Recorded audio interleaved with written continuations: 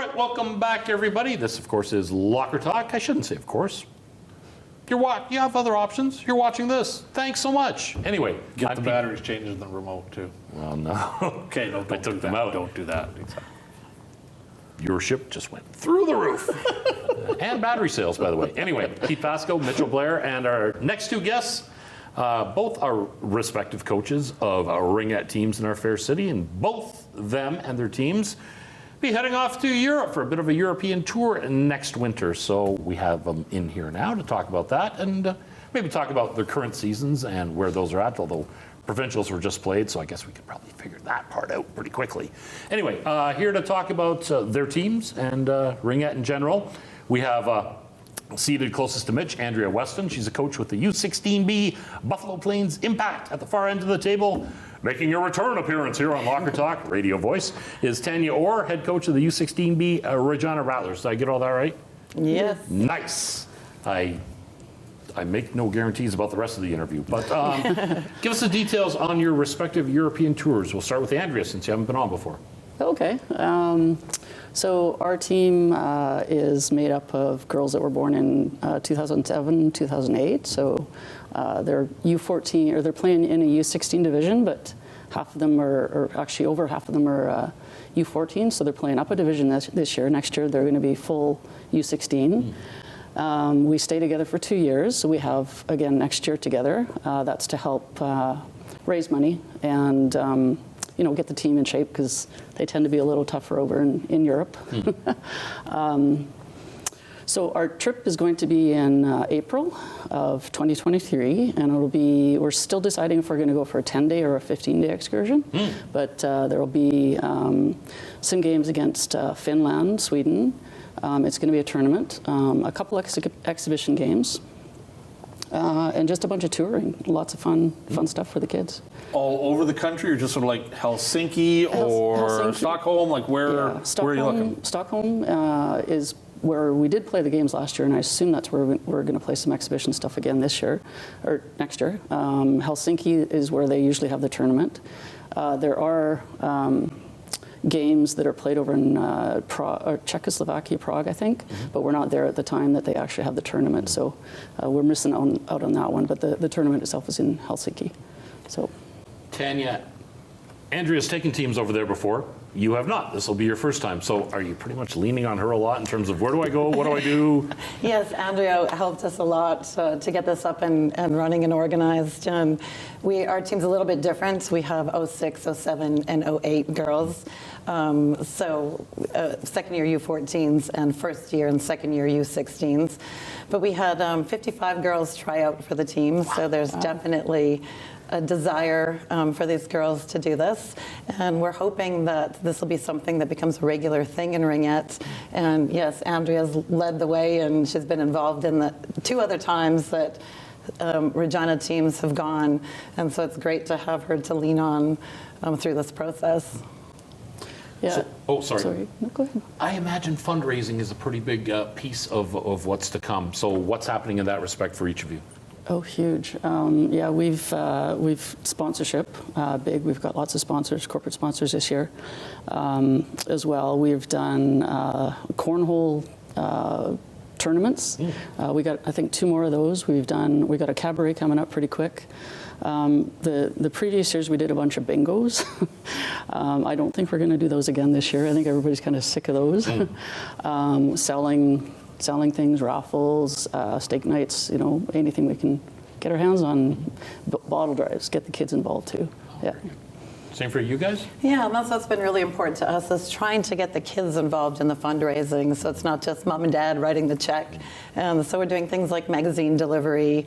A local grooming place in Regina is doing nail trims for donation, and the girls go and assist with the dogs. And yes, bottle drives. We're going to do an online auction coming up here right away. And the community has been really great in offering the support. Girls don't get the opportunities like this all the time. Boys seem to have opportunities in a lot more places, and so the community has really been supportive to try and get these girls off to Europe. So we're very, very grateful.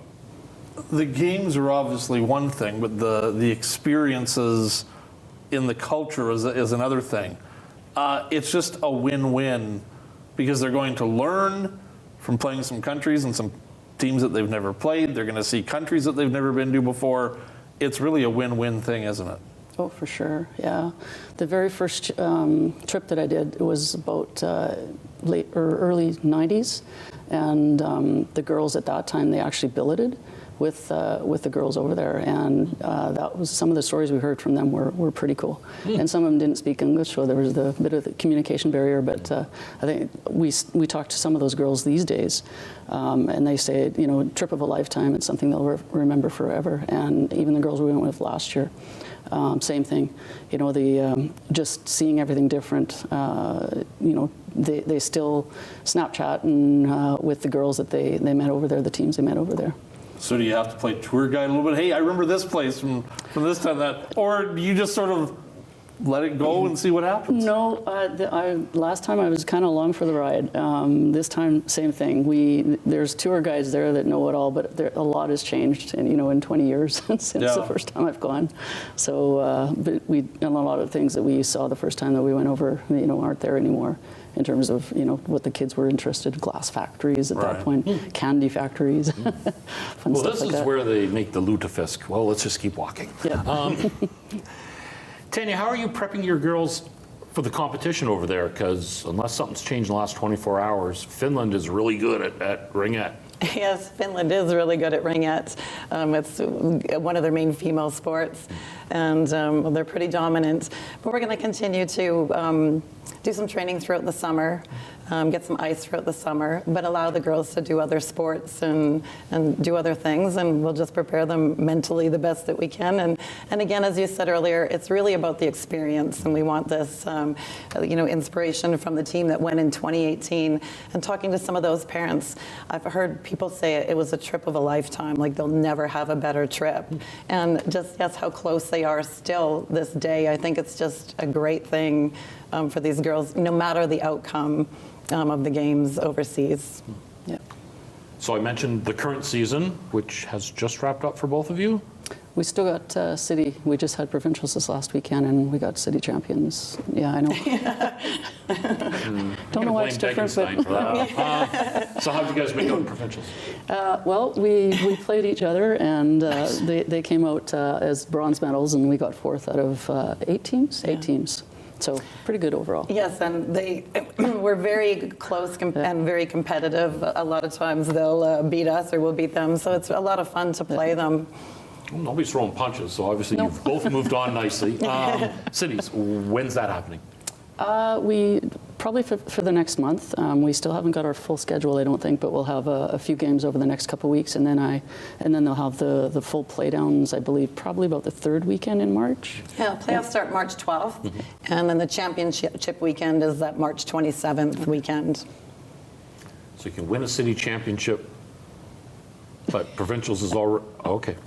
Still wrapping my head around We're it. going for that city championship. Doesn't matter. That is very good. Years ago, when I was a young man, that was a long time ago. Yes, it was. There was a belief that ringette was going to die when women's hockey exploded, and clearly that has not happened. I guess the question is, we'll start with Andrea. Why not? How has ringette managed to survive, if not thrive? Well, I've played both. I started with ringette when I was when it first started here in Regina, and then I went to. I didn't go completely to hockey. I always kind of played both, but I love the sport of ringette. I didn't get to travel with hockey as much. I think it's a close. I don't know. I didn't experience it in the women's hockey as much as I did with ringette and sort of the close knit team atmosphere, I guess. It's just, it really is different. It's kind of like, to my mind, it's comparing basketball to hockey. You know, they are 2 totally different sports. The only similarity is they're on ice. So. And I think the attraction is that it's a predominantly female sport. So it's kind of like our girls' sport. And I think that's a lot of the attraction. And I think that we're hoping, you know, with Europe, that it will draw more players because there's something to actually look forward to becoming a part of. Yeah, the interesting thing about our Europe team too is, or both of them, is they're targeted at the B level, where we've got Westerns and the national championships for AA and A, and this is an opportunity for B level girls. For if they didn't want to play the other two. Right. Makes sense. Yeah.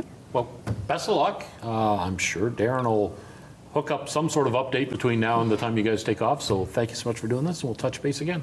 All right. Thank you for Thank you very having us. much. Thank you. There you go, folks. That's Darren Degenstein doing some fine work as the PR guy for the Regina Ringhead Association. Not just saying that because his dad's my electric. Yeah, I kind of am. Anyway, stick around. More to come.